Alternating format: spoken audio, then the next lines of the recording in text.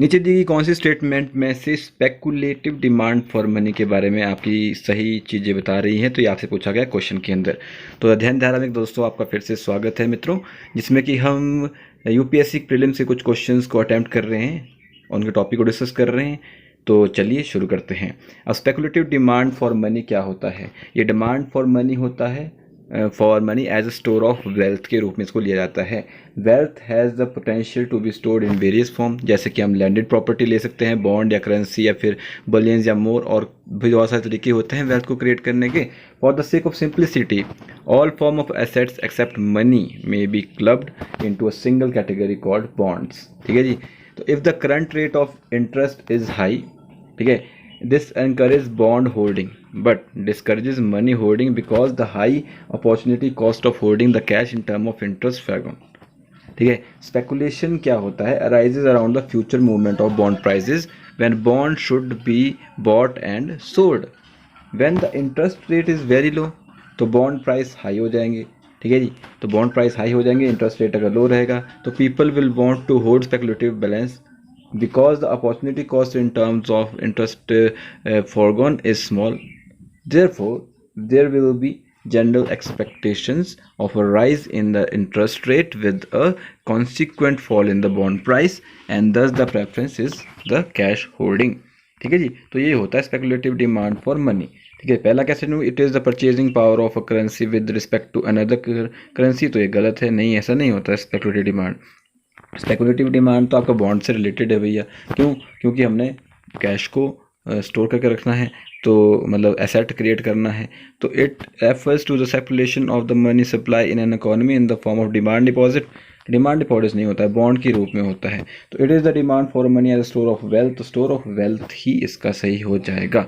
बाकी हमने और कुछ जानकारी भी इसके थ्रू ली है। नेक्स्ट क्वेश्चन की तरफ बढ़ते हैं। नेक्स्ट क्वेश्चन क्या पूछता है आपसे, देखते हैं कि how many of the correct are the green deposit about of India के बारे में क्या क्या स्टेटमेंट सही दिया गया है। तो इसके बारे में पहले पढ़ ही लेते हैं कि ग्रीन डिपॉजिट एक्चुअली में होता क्या है। ठीक है जी। उसके बाद ही तो हम उसके बारे में अच्छे से जानकारी एकत्रित करके इसको हम क्वेश्चन को कर पाएंगे। ठीक है कि नहीं है?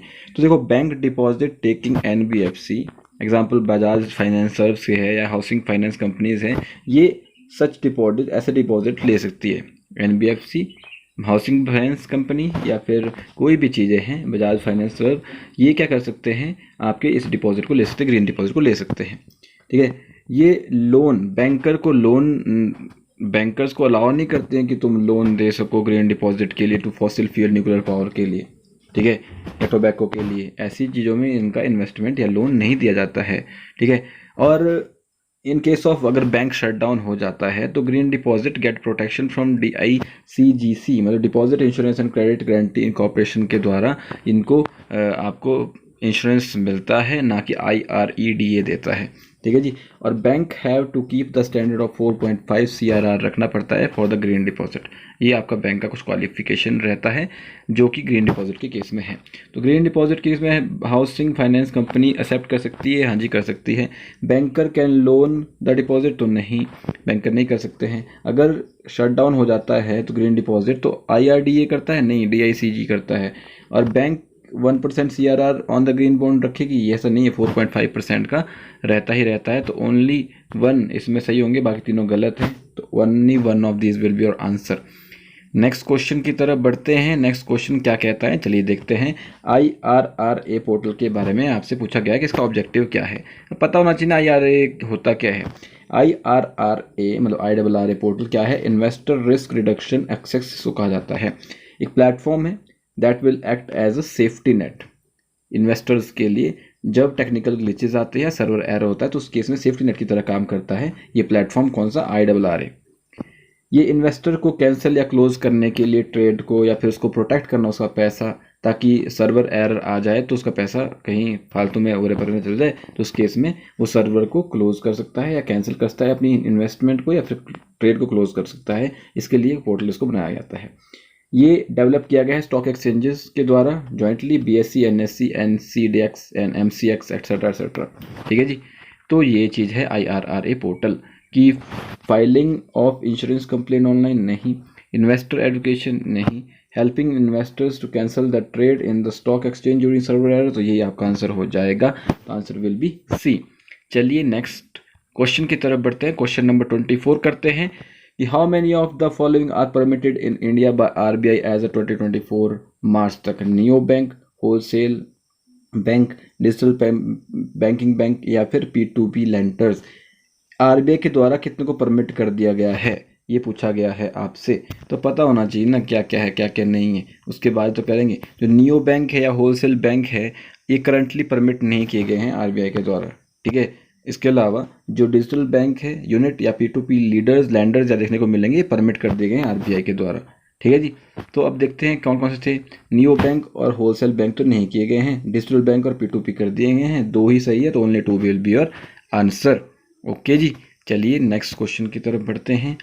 नेक्स्ट क्वेश्चन क्या कहता है देखते हैं कि which who among the following setup the unified automated search portal for the large borrower in 2024, ठीक है। अब किसने यूनिफाइड ऑटोमेटेड सर्च पोर्टल जो है लार्ज बोरोवर के लिए बनाया है, तो इसके बारे में पता होना चाहिए पहले है क्या ये पोर्टल, ठीक है। ये पोर्टल क्या है, हेल्प करता है पब्लिक सेक्टर बैंक को, ठीक है, ताकि वो बैकग्राउंड वेरिफिकेशन कर सकते हैं लार्ज बोरोवर्स की। कोई उनसे बहुत बड़ा लोन लेना चाहता है तो उनकी बैकग्राउंड वेरिफिकेशन के लिए हेल्प करने का काम कौन करता है, यूनिफाइड ऑटोमेटेड सर्च पोर्टल, ठीक है जी। ये central economic intelligence bureau CIEIB body जो कि फाइनेंस मिनिस्टर के अंदर आती है, वो स्टेट बैंक ऑफ इंडिया की मदद करते हैं, हेल्प उसकी मदद के साथ ही मिलकर बनाया गया है। तो कौन सी है, सेंट्रल इकोनॉमिक इंटेलिजेंस ब्यूरो के द्वारा यह बनाया गया है, आंसर विल बी बी, ठीक है जी। लग गया जिसके बारे में पता। नेक्स्ट क्वेश्चन की तरफ चलते हैं। Consider the following the license needs to be obtained from TRAI, किसके बारे में, ट्रैप लाइसेंस के बारे में पूछा गया है। पहले जान लेते हैं ना ट्रैप लाइसेंस एक्चुअली में होता क्या है, ठीक है जी, उसके बाद ही अटेम्प्ट करेंगे। ट्रैप लाइसेंस जो है ऑब्टेन नहीं किया जा सकता है आपका ट्राई के द्वारा। अब ट्राई क्या है, telecom regulatory authority of India, इससे यह लाइसेंस अथॉरिटी नहीं ले सकता है ट्रैप, ठीक है। ये कहाँ से लेगा, national payment corporation of India के से लेगा, यह NPCI से लेगा ये, ठीक है, ना कि ट्राई से लेगा। तो ट्रैप लाइसेंस रिलेटेड नहीं है वॉइस ओवर इंटरनेट प्रोटोकॉल मतलब VoIP फैसिलिटी से। ये क्या है, ये required for offering unified payment interface से रिलेटेड है। UPI जो आप पेमेंट करते हैं, ऑनलाइन डिजिटल पेमेंट करते हैं, उससे रिलेटेड है यह। ये क्या करेगा, enabling third party app to integrate UPI based payment services, ठीक है। Trap licence, WhatsApp India obtain a trap licence in January 2024 और this licence allow the WhatsApp to offer services WhatsApp pay etcetera etcetera. तो ये आपका इसके बारे में था, ट्रैप लाइसेंस के बारे में। ट्राई से लाइसेंस नहीं ले सकता है और यह वॉइस ओवर इंटरनेट प्रोटोकॉल की फैसिलिटी भी नहीं है।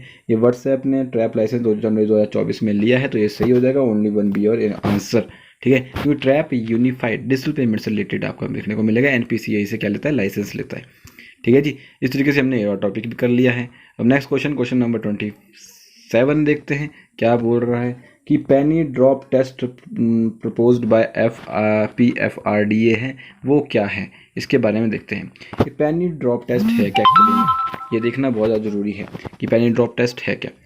पेनी drop test proposed by the pension fund regulatory and development authority PFRDA के द्वारा इसको क्या बोलते हैं प्रपोज किया गया है, जो कि एक्यूरेसी देखेगा बैंक अकाउंट डिटेल की, जो कि NPS मतलब नेशनल पेंशन स्कीम के द्वारा के लिए दी गई है मतलब। This verification process involve transferring on nominal amount, जैसे 1 रुपया भेजेंगे सब्सक्राइबर के बैंक अकाउंट के अंदर for the pension amount is credited, ताकि हम उन्हें पेंशन देने से पहले क्या करेंगे, 1 रुपया पहले सेंड करके देखेंगे। By confirming the correctness of the bank account information through this test, ठीक है जी। PFRDA mitigate the risk of erroneous payment and ensure that pension fund are directly to be intended in the recipient of the correct bank account के अंदर ही जाए, तो ये मतलब इसका रहता है, ठीक है जी। तो ओवरऑल एफिशिएंसी को इम्प्रूव करना है, स्ट्रेंथन करना है NPS पेंशनर की, इसके लिए पोर्टल बनाया गया है। पेनी ड्रॉप टेस्ट इसके लिए किया जाता है। तो penny drop test are proposed by RFDA, इसका ऑब्जेक्टिव क्या है, अवेयरनेस करना है पेंशन स्कीम इन इंडिया, या फिर reactivation of the deactivated account करना है, इंश्योर करना है कि करेक्ट बैंक अकाउंट है, तो ये आपका आंसर सही हो जाएगा C। नेक्स्ट क्वेश्चन की तरफ बढ़ते हैं। क्वेश्चन नंबर 28 क्या कहता है, if RBI increases the risk weight of a particular loan product what will be the consequence of the bank, ठीक है, क्या रहेगा अगर रिस्क प्रोडक्ट को बढ़ा दे, पर्टिकुलर लोन प्रोडक्ट के रिस्क वेट को बढ़ा दे तो क्या होगा। पहले इसके बारे में थोड़ी जानकारी ले लेते हैं, एक्चुअली है क्या। ठीक है जी, ले ले कि नहीं ले ले। क्या पूछा है आपसे कि banker may have give to additional loan under PSL loan, banker may have arrange additional capitals to comply with the capital to risk weighted ratio and norms. क्या है इसके बारे में, देखो पीएसएल क्या होता है, प्रायोरिटी सेक्टर लैंडिंग होता है, एक रेगुलेटरी रिक्वायरमेंट है जो कि आरबीआई के द्वारा इम्पोज की जाती है।